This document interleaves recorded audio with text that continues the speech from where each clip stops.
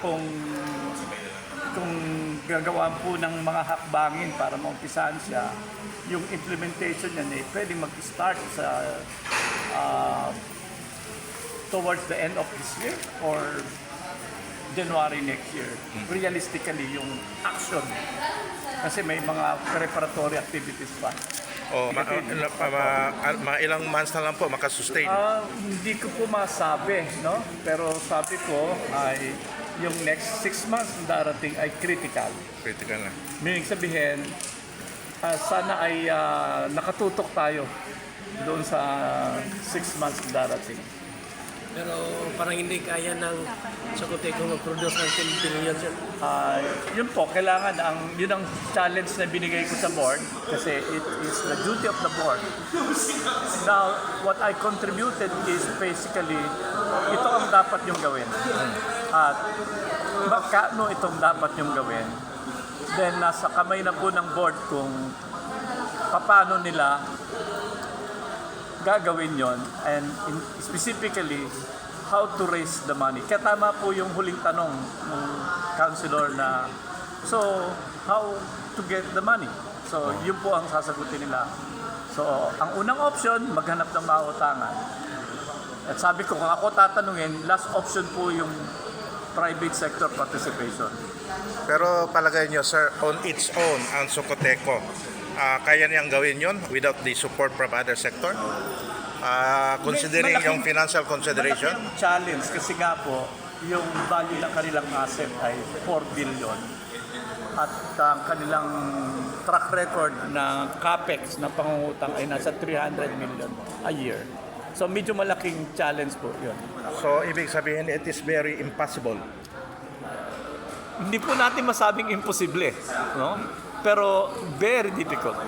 Pero yung malapit sa yung sa katotohanan, yung possibility na may private na mag-infuse ng capital or Opo. So kung ako tatanungin, kung wala na akong opsyon na sabihin, talagang in-exhaust ko lahat, wala na akong makuha na mautang ko yung kabuuan na 10.5 billion at kung magkukonsidera ng private sector, well, ako ididikta ko ang terms and condition at unang terms niyan ay hindi pwedeng ma-dissolve ang co-op.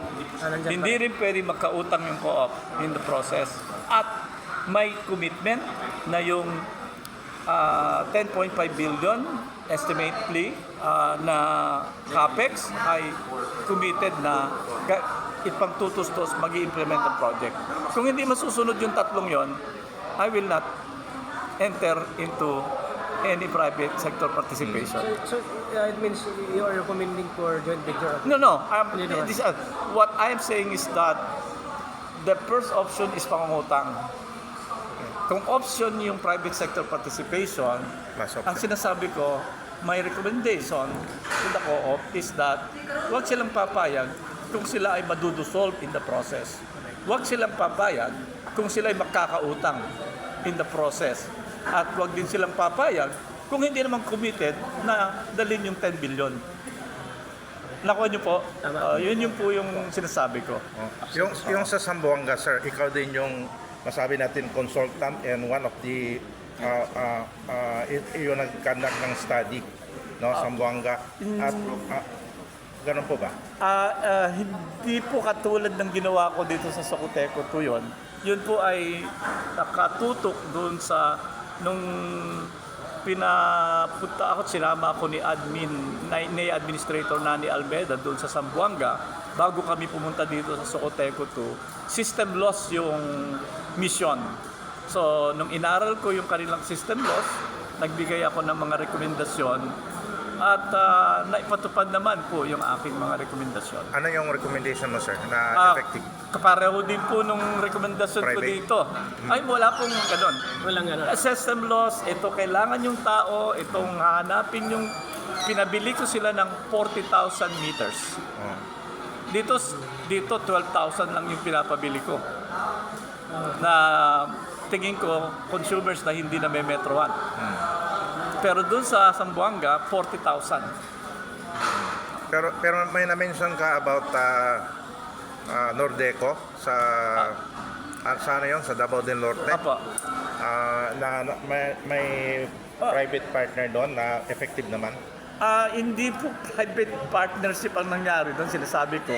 Dahil nga po sila ay naging A-League, then